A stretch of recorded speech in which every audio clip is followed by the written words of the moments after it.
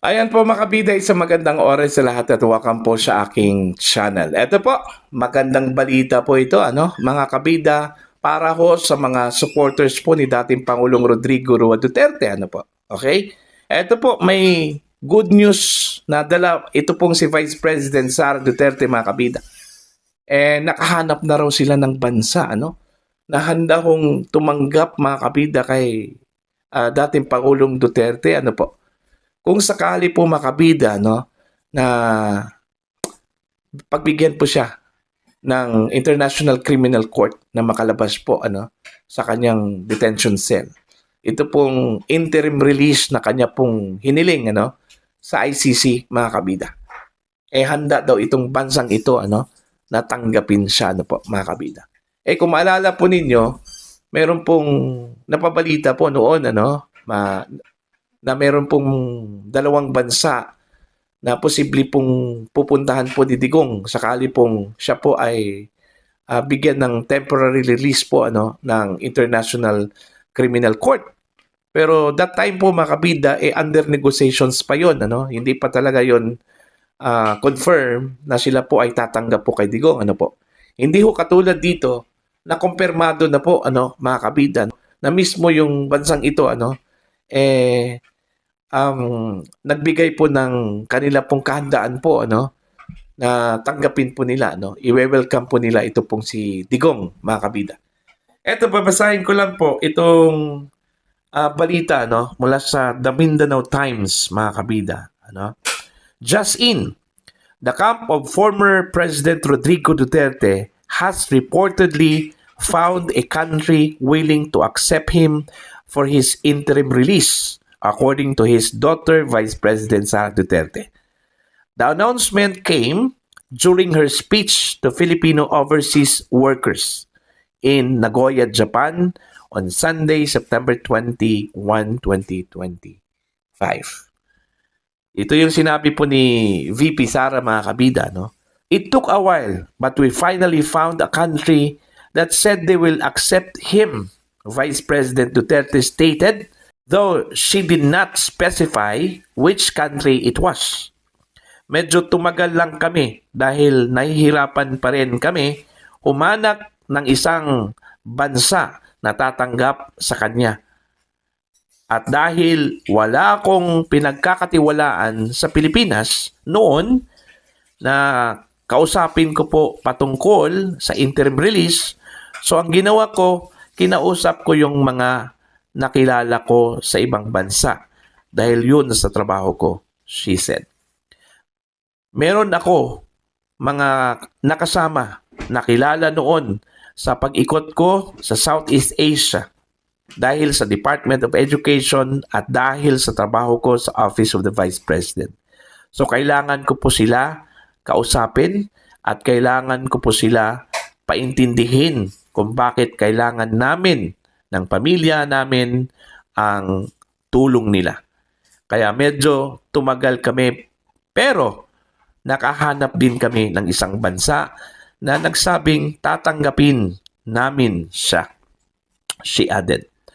The announcement follows the International Criminal Court postponing Duterte's scheduled confirmation of charges. His legal counsel, Nicholas Kaufman, requested the postponement for a medical examination, claiming Duterte is unfit to face the proceedings.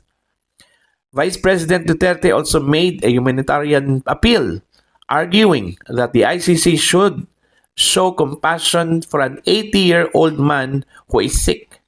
Ito yung sinabi rin ni VP Sara mga kabida, We are sure that you knew the 80-year-old person you took is sick, she said. We can see that he can no longer walk.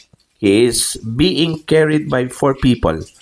He was pushed up the airplane, so we are sure you knew that the person you took is sick.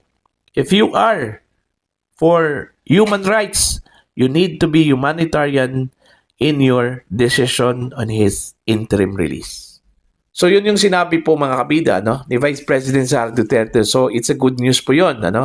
Lalo-lalo na po sa mga taga-suporta po ni Digong, mga kabida. At least mayroon pong bansa po, mga kabida, na handa hong tanggapin ito pong si Digong, po. Pero as to kung ano yung bansang iyon, mga kabida, so far wala pa pong binigay po na details ito pong si VP Sara, po. Pero meron pong hint po doon, yung sinabi po niya, mga kabida, na habang siya po ay nag-ikot, sa Southeast Asia, para lang po makiusap doon po sa mga nakilala po niya, nung siya po ay naging secretary po ng Department of Education at even sa kanyang trabaho bilang vice presidente po, mga kabida, yun yung nilapitan po niya. Most likely, nasa Southeast Asia lang po yun.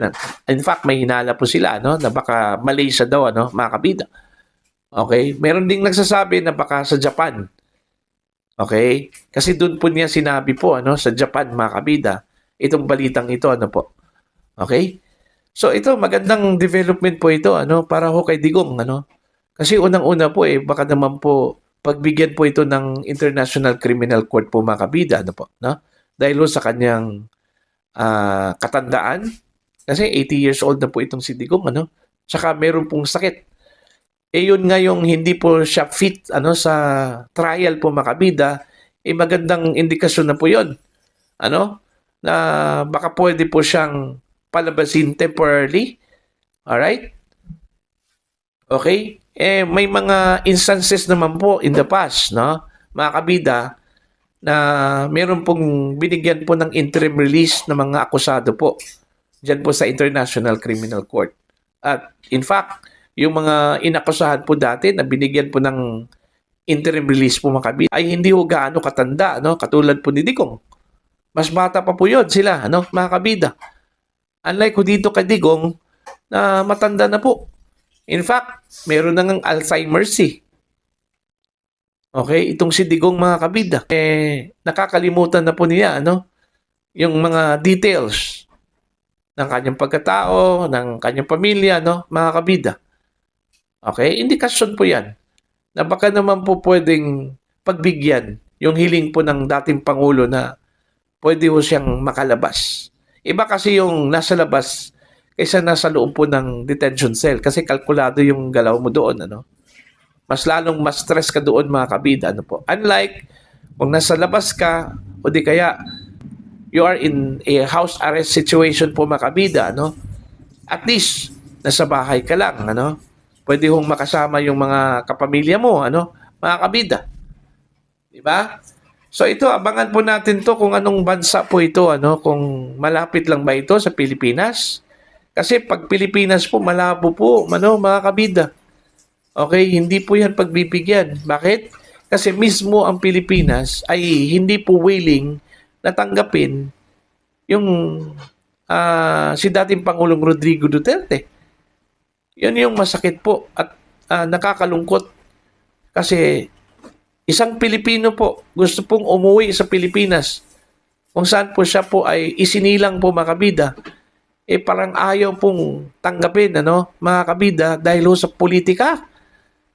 Okay, takot po sila, mga kabida, na baka naman po yun yung magiging daan po para maalis po sila sa pwesto, po, mga kabida, So yun yung dahilan kung bakit po ipinadala po nila ito pong si Digong from the Philippines papuntang The Hague, Netherlands.